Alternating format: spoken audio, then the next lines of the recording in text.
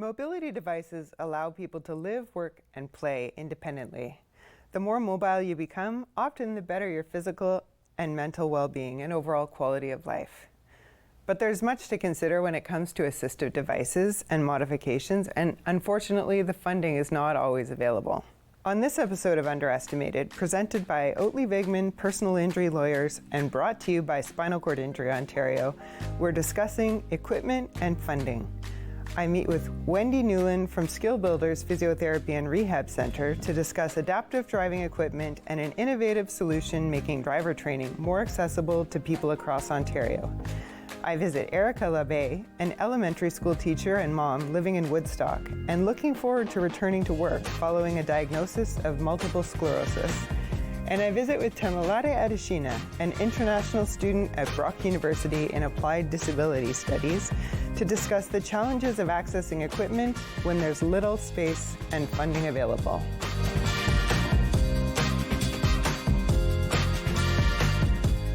Wendy Newland is an occupational therapist and owner of Skill Builders Physiotherapy and Rehab Center. Wendy is certified in driver rehabilitation and a licensed driving instructor. She joins me today to discuss adaptive driving equipment and an innovative solution, making driver training more accessible to people across Ontario. Welcome, Wendy. Thanks for having me, Tori. So to start, can you tell us about yourself and what you do at Skill Builders? Sure. So I'm an occupational therapist. I happen to co-own Skill Builders as well, but my passion is really helping people get back to driving. So driver rehab has been my passion for the last 25 plus years. And how did you get interested in driving? Well, as an occupational therapist, I really love to help people become independent, and driving is one of those things that everyone wants to be able to do independently. So when you have mobility challenges and other challenges, sometimes driving becomes a barrier to being able to achieve that independence. So by having adaptive equipment that allows you to compensate for maybe something that's not working as well in your body, if I can be the one to help that and allow them to drive independently, I'm good with that. What is driver rehab? It sounds basic, but for somebody who has no experience with that, what does it involve? Yeah, really what it means is that if you can't control the vehicle in the normal way or usual way, the way it comes from the manufacturer, let's just say, or if you have challenges maybe with your thinking skills, or maybe your arms don't work or your legs don't work as well, then that was what we would call driver rehabilitation, meaning that we're having to find a way to compensate for some of the medical conditions somebody might have. And so therefore, we look for strategies and ways to help somebody be able to drive independently.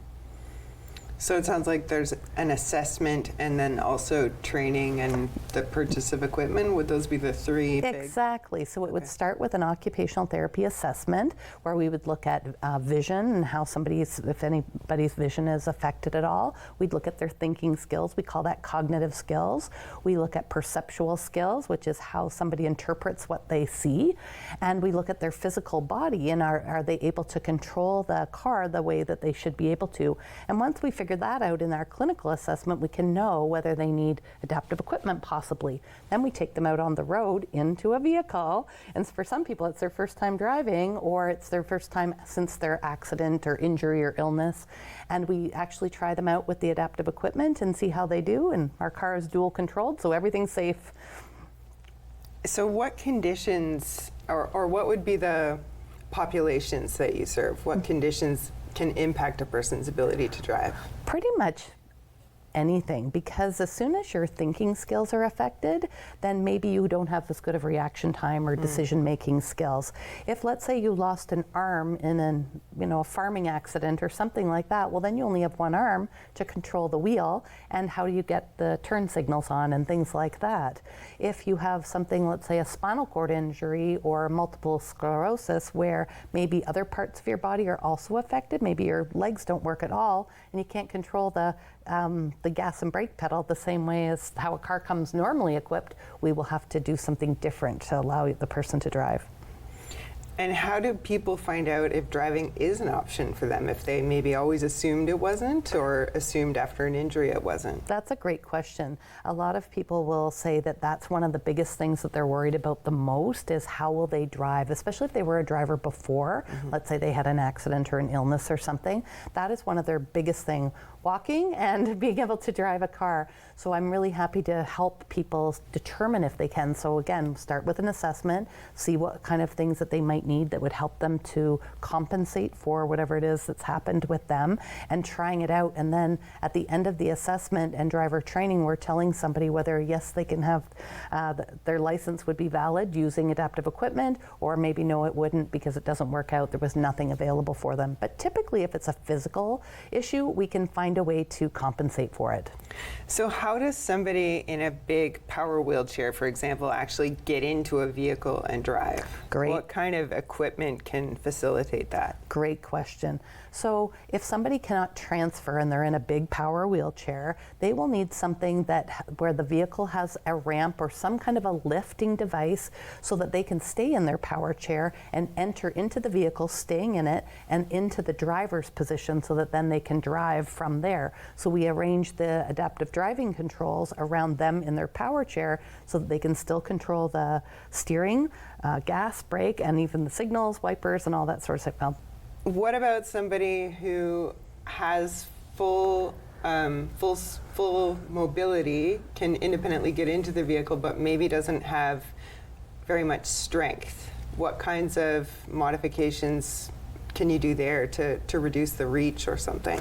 Great, yeah, great question, because there are people like that where they can move, but they're just not strong enough. So some of the adaptive equipment, we can change the amount of pressure that it requires, and we can change even the reduction of the steering effort. So we all know how much steering it normally takes for a wheel, but we actually can do modifications to see if we reduce the amount of effort by 50%, let's say, okay. And we can try that out in the evaluation van to see if then they can steer the wheel independently with a 50% reduction of the effort.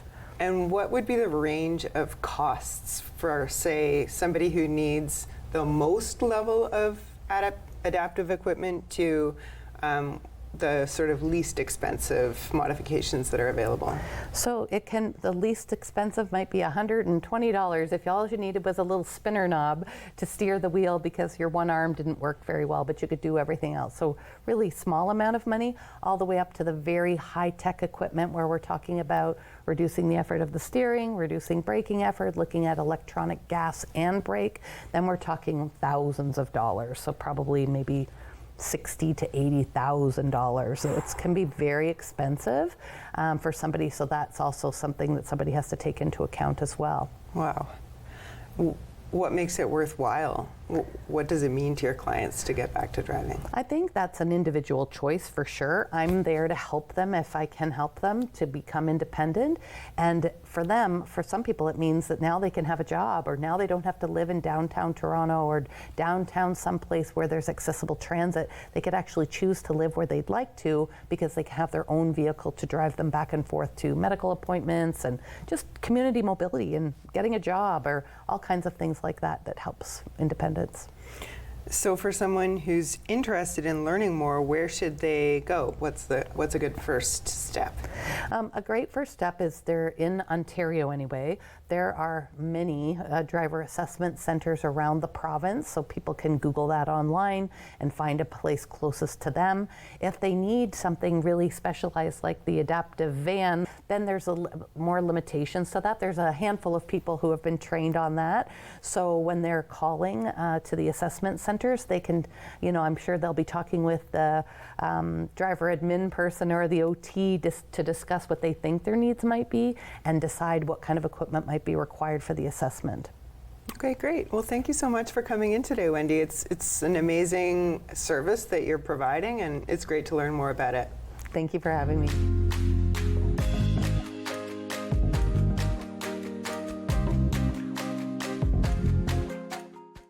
Oatley Vigman Personal Injury Lawyers are proud sponsors of Underestimated. If you need a personal injury lawyer, we can help. For more information, please visit oatleyvigman.com.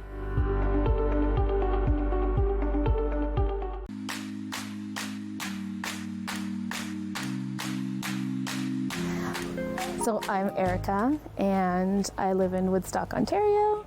I'm a teacher, a mom, and I have multiple sclerosis.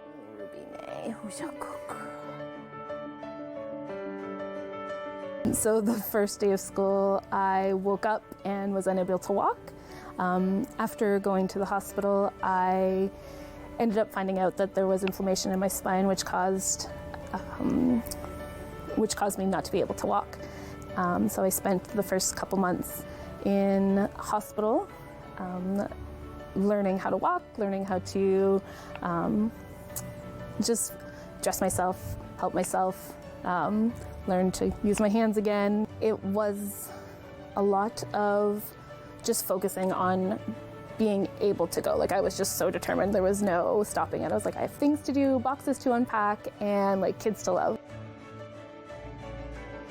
So it was a slow process at first, and then when I got to Parkwood, there was the, well, what are you gonna do once you get home aspect? And I was like, I don't know, I'm gonna figure it out. And they're like, but have you actually thought about it? And I was like, I have not. And so with that promise of that first weekend home, I was like, oh, I'm actually gonna need things. And they were wonderful. They put me in contact with Hannah, and she was like, you're gonna need a walker. And I was like, yes, I will need a walker. And she made that process so simple. She measured me for the walker, and just not having to actually have to like look out into the community on my own, because I would not have known where to go with that.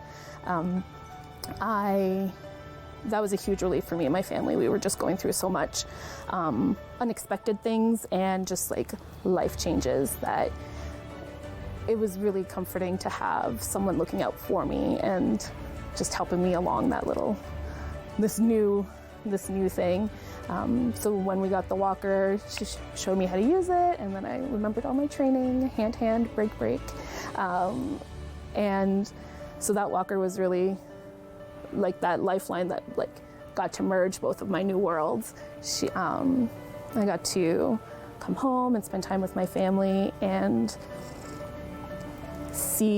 get a new little glimpse into my new world of what was going to happen once I did come home, which only motivated me more to really push through and get home as soon as I could. When I was at Parkwood, Doug and Alyssa, they hyped up Hannah. They were like, oh, you're gonna meet her, you're gonna love her, she's so great, she's worked with us before. So just knowing that they had my best interest at hand, and I honestly, if they would have told me to like try the stairs, I would have tried the stairs, but I knew that I was in good hands with whoever they recommended. So when Hannah came and she introduced herself, she was just so kind, and you guys have a lot of information and a lot of services. So when she was talking to me, she's like, it's a lot, isn't it? I was like, yep. She's like, we'll go over it slowly. And I was like, okay, cool, thanks. So once I got the walker and all those things, after she reached out again, and she's like, okay, now what about all those other things? And I was like, oh yeah. So she's always reached out. She's always made sure that I felt heard. And I had talked about other little things like returning to work and feeling supported there. And so she shared resources. And even if I was just like, I don't know about this, she was like, let me find you some answers. So it was really nice that she could help me in a way that I didn't even know I needed help. It's hard to want to let go of those roles that you make a part of you. But I knew that I couldn't be Erica without focusing on patient Erica first, and then rolling all of those positive things into being a better mom. And now that I have Erica me and my mom role, I am very excited to go back to teacher Erica, because I miss that part too. Nothing says home like a good home-cooked meal, right? After 2 months of hospital food, it was amazing to sit with the kids at the table, sit with other people, honestly, at a table. That's huge. And even the walker helped me. It allowed me to stand at the counter, and if I needed, I could sit, or I could just stand and have like that security knowing it was behind me, but I could help prep. With the walker, I was able to build up my stamina and help more, help with the meals, and even just mash some potatoes and things like that. So that was huge, to be able to be a part of my family again, because I missed it very much.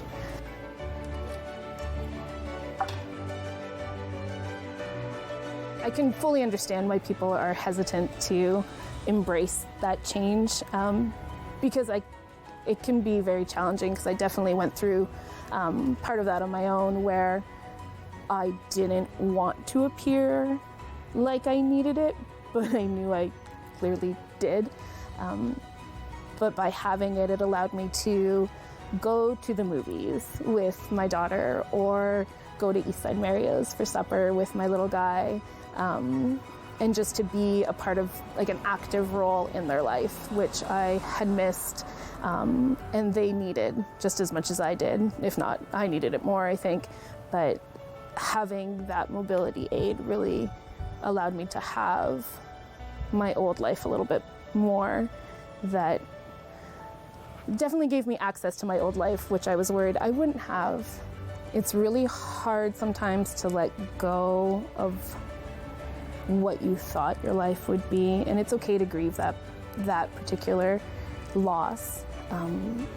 But adding those tools, they will without a doubt make your life better than if you fight it, right? Because a positive attitude goes so far, goes such a long way when you have such a life-changing event, may it be big or small.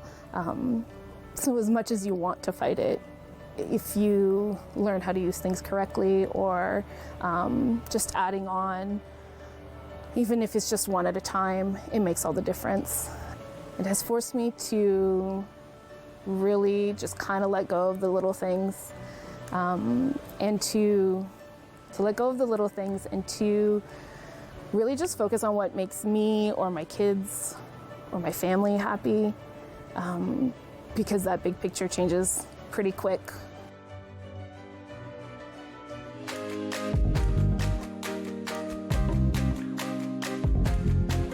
Oatley Vigman Personal Injury Lawyers are proud sponsors of Underestimated. If you need a personal injury lawyer, we can help. For more information, please visit oatleyvigman.com.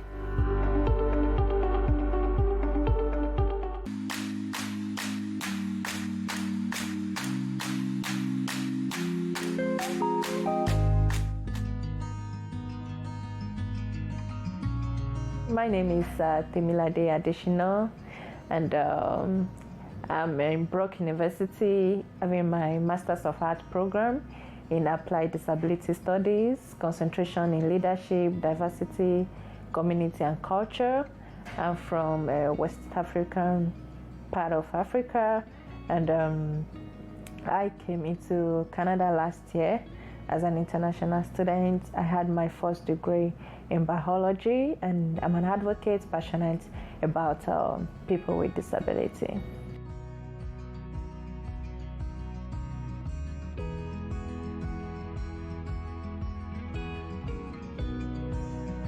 I sustained spinal cord injury in the year 2012 due to road traffic accident, and which resulted to my injury. Thereafter, after I got out of hospital, I tried getting back to school to continue my program because I was in my final year when the incident happened, but there was no policy in place to accommodate me to complete my course as a result of my injury, because I was being judged based on my impairments, that when I'm healed, I can come back to complete my study, and which based on like a medical model. But I persisted, and I kept on writing the school and making them to know why they should give me the space and why I have to complete my course. After persistent advocacy and through write-up, raising people, mobilizing people, reaching out to people in the society about why I have to complete my course. This actually inspired my advocacy, and after it actually succeeded and my studentship was reactivated, it's glad in my heart, and my passion about advocacy got triggered, and this actually prompted my interest in pursuing a course on disability studies, and in which I'm doing presently here in Brock. And basically, I'm passionate about advocacy, and I'm willing to push through with this. Securing a spinal cord injury in Nigeria is like a death sentence, because I remember when it was declared that I've sustained a spinal cord injury, everyone around that heard about it, just their thought was like, oh, that's just a hand. So hearing the sound of spinal cord injury alone is like a death sentence. Like, what's that person living for? So I think that's like the general ableist ideas and stereotypical views of majority of people about spinal cord injury. So which actually craved a form of fear for my family and people around me, and even almost got to me at a point that, oh, you sustain a spinal cord injury, then what are you living for? So I think this are one of those things that posed a big challenge to me then and to people around. But God helping me, I was able to push through and, coming this far. And we tried to work around with what we could, worked with to make life better. But despite that, we don't really have access to some of these things, and even the long-term health care and the opportunity to mingle in the society, like participating in the community after incidents, was not really there. But I have to struggle my way out.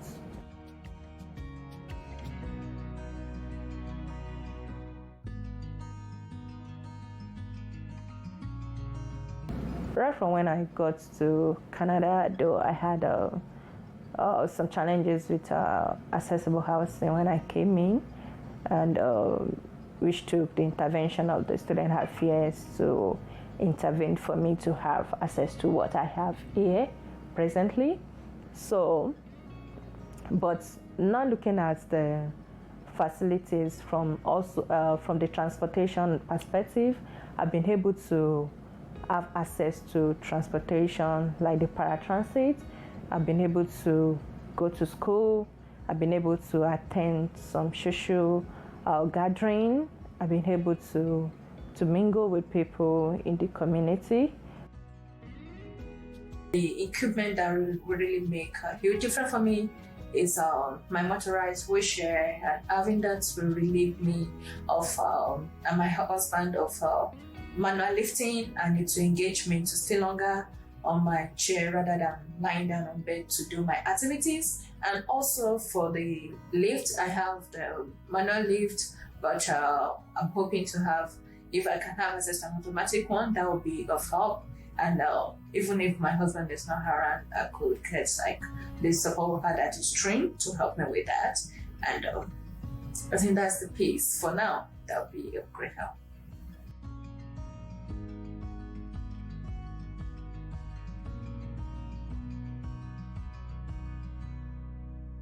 There are a lot of challenges to spinal cord injury, in which people with spinal cord injury face on daily basis, right from what works on our body, from the neuro responses and neuro pains, different responses, and the way our body speaks to things. These are one of those challenges that we are living with, in which we cannot dispute or deny. But I will encourage that even with this, we can still move on with life, regardless of what those pains may be in our body, regardless of what those sensations, regardless of what our body may be telling us, and we don't even understand, or we cannot even interpret, because there are a lot of experiences that I have personally that maybe I'll be sweating, or one way my body will be saying something, but I don't know. But I know something is happening in the body due to some, like maybe sweating, triggers spasms and all those styles, but I don't know, but the body is saying something. But I will encourage anyone in this situation or passing through any other situation that may seem so challenging or threatening, that don't ever give up. Like I author, okay, I forgot to mention I'm an author.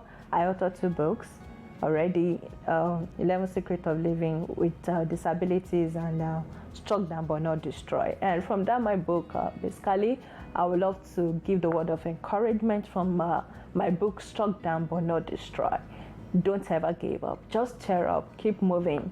You can be there. It took me like 12 years to get to where I am after I sustained this injury. Like 12 years, I had the push and the pull that it is possible, that I can do it. I can achieve it regardless of being a quadriplegic or a quadriplegic, that I can get there. So don't ever give up. Just stir up the faith, stir up the warrior in you, stir up the champion in you, stir up the strength in you. Speak for yourself when there is need for you to do that. And relate with people, reach out to people, reach out to organizations, but never give up. You will get there someday.